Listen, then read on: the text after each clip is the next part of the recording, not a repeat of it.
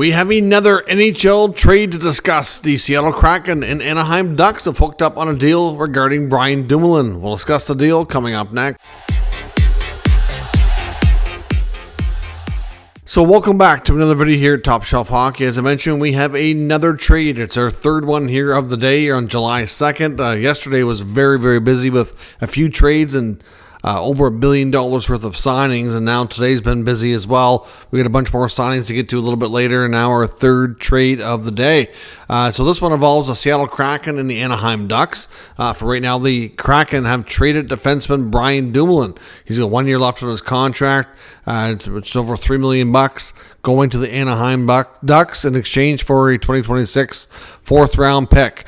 So at this point, the Seattle Kraken are doing a couple of things here. I think this one creates a little bit more cap flexibility for starters. Obviously, they're not in a terrible cap situation, but they do need to still sign some RFAs, including Matty Beniers and Eeli Tolvanen, so they got to look after those guys. And I think after the Brandon Montour big contract, they also have Vince Dunn on a lucrative deal. So I think this is kind of just a little bit of a cost savings to kind of trim down what they're spending on their blue line, moving on a veteran that they're willing to part ways with here. To me, Brian Dumoulin's a player that he's been a good defenseman. He's had a pretty decent NHL career, but he's gone through some pretty serious injuries, and he just hasn't been quite the same really since the last probably year or two before he left Pittsburgh. So this moves money out and creates an opportunity for, I would assume, maybe like a Riker Evans to take hopefully more of a full-time role. I mean, if you look at their blue line, they still have Alexiak and Larson. And then, of course, you got Montour and Dunn.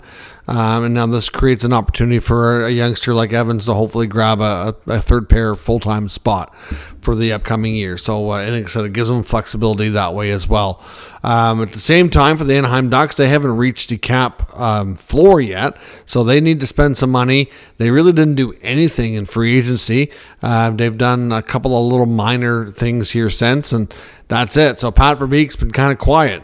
So this is one of the first things he's done over the last couple of days. He hasn't done a lot to the Ducks roster. So adding a veteran defenseman, at the same time, that does give them a lot of left-handed shot D.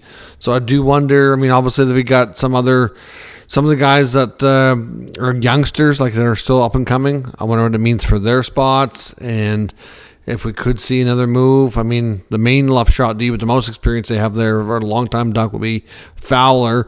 Now you get Dumoulin and Zellweger and a few other guys there. So at the same time, I'd be curious to see if that might create a little bit of a left side logjam on the Ducks organization. But like I said, they need to take on the money right now to get to the cap floor. No big rush to do that. I suspect we'll see some other stuff out of Anaheim. Just for whatever reason, it seems like Verbeek is being very calculated. We also learned that the Ducks, through the Athletic, had some sources that they did try to talk to Steven Stamkos and Jonathan Marchessault in free agency. They did reach out and make offers, but both players obviously got better deals they like better and more competitive situations to go to the Nashville Predators. But they did try to take a big swing. It unfortunately didn't connect. But at the same time, we'll see what happens. So let me know your thoughts on Dumoulin to the Ducks for a pick in Seattle. Let me know your thoughts on that. We'll talk further. More videos coming later today, like some more signings, trade talk, some other stuff happening around the league, other news. So we'll be back later to recap the rest of the news. Thanks for watching. I'll catch you